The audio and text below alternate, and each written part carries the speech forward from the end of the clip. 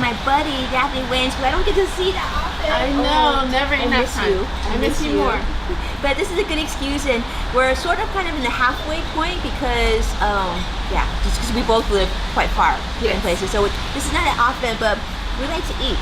We love to. We're gonna eat, right? Yes. So this chicken, I want to try it. You must try this. This looks like we're at a little French place like Coco Bun. It is, right? Yes. Have you ever been? You've never been here, right? No, I heard of it, but amazing. Really, really yummy. Actually, Really yummy. Very worth it. is it? Cool. So what's going on new with you? Well, my children are older, and I'm trying to get them responsible in so many ways. Because you start looking like, wait, the nest is empty, but what's going to happen with them? So, And you got such beautiful children. I mean, your son is like an amazing comedian. Right? Is he touring now? he's still working on his act. Okay. He's in college. So he goes to school during the day, and he does stand up at night. And then Nala's doing her modeling. Absolutely beautiful. Thank you. And Julie is working with her Uncle Marlon on his show. What show? Called Marlon. That makes sense. Is she loving the experience? She loves. And she loves working with family. And now the two are in school. I love it. I'm adulting. You're Have you ever heard of that? Yeah, that's like a big word right now. Yeah, I'm adulting. In the financial world. I've been adult for a while. Yeah, you've been. In the financial world, we talk a lot about adulting. So. You do? Yeah. When do you talk about it? Well, you know, because most people get to a stage in their life where they feel comfortable in their own skin, right? They've kind of sort of set their own path. They've got a job. They're starting to think about settling down with somebody special. And then it comes back to like how do you financially afford all those things that you want? Oh, right? wow. Right? All the goodies. Your children are incredible. I mean, you've shared with me some things about how to raise my own children. And I love how you have such a close relationship with your kids. Very close to them. Yeah, and that they not only value your expertise and your advice, but they actually want to hang out. Yeah. It's pretty cool. That part is really fun. I'm working on my own brand. So I'm writing books. And What kind of books? What can we look for? I'm working on a series of books in the feminine mothering realm. So one is on mothering, one is on femininity, Okay. one is on health and wellness, I love that. and the other one's on relationships. Wow, so it's a series. It's a series of books. I love it. I think that would actually be really well an audiobook. I'd like to hear that. Don't you think? Yeah, and I could just talk it out. Well, I plan to do all platforms. That would be good. Especially today with social media. Which I know you're very good with social media. What's your favorite platform right now on social? I think it's still Instagram. Instagram is busy, but it's the most, like I find like I can get a little Snapchat story in there. Probably Instagram and Twitter. And does it work well with the messaging that you have in terms of like your mothering advice and whatnot? It works well. Yes, it works That's what well, your and audience people wants. want to see it. Yes, but that drives traffic to other areas, so the drive to YouTube and things like that. That's great. I remember the things you told me about like how you teach your children to respect their space and to love not only taking care of themselves but each other.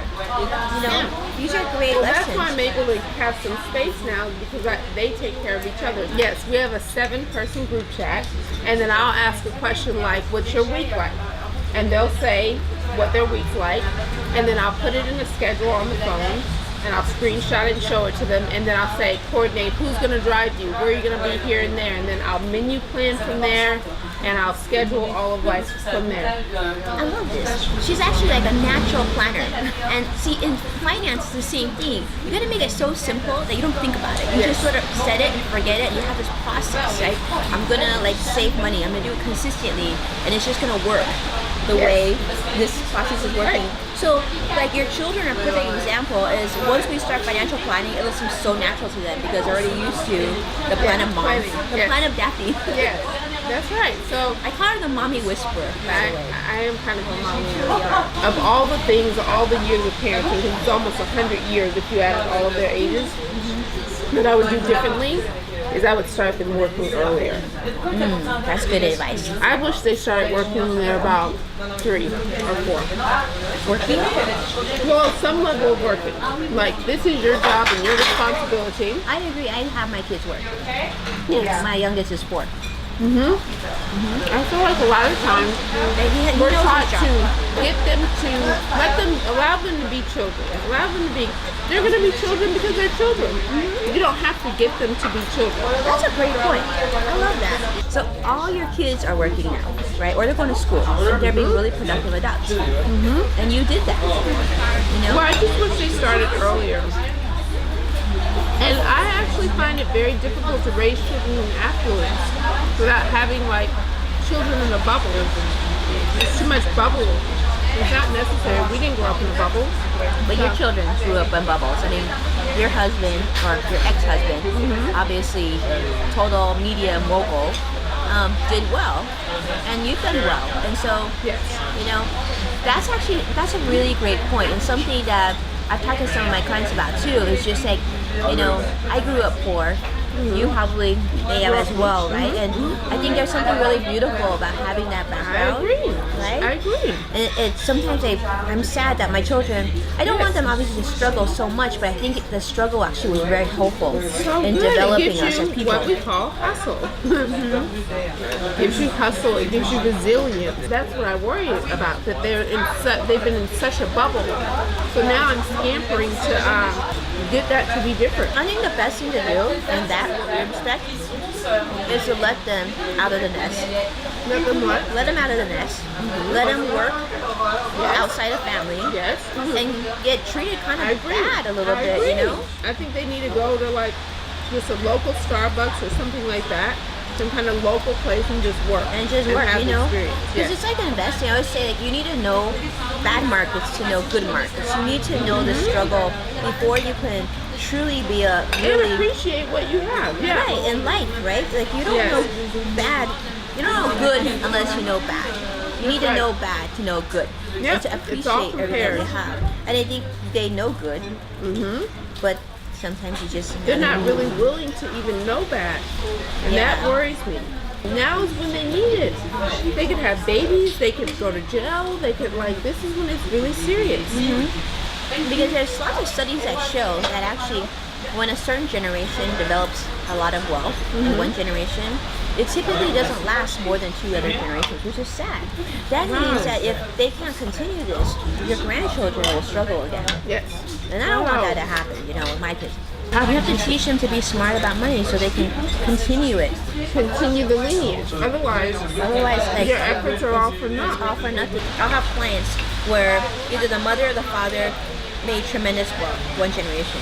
Then the children either kind of, you know, take over that or ride on that for one generation, but they change the business somehow or even something where they get used to a specific lifestyle and they don't think about planning for that next generation the way that the first generation did.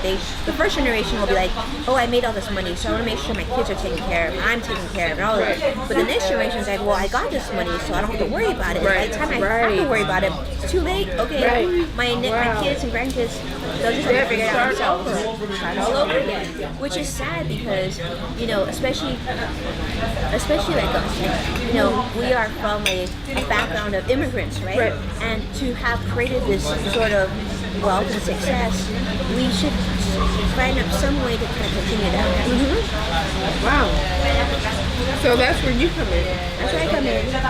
That's really changing the mindset and getting them to realize that this is not only a concern, but more importantly, an opportunity to make something bigger of themselves.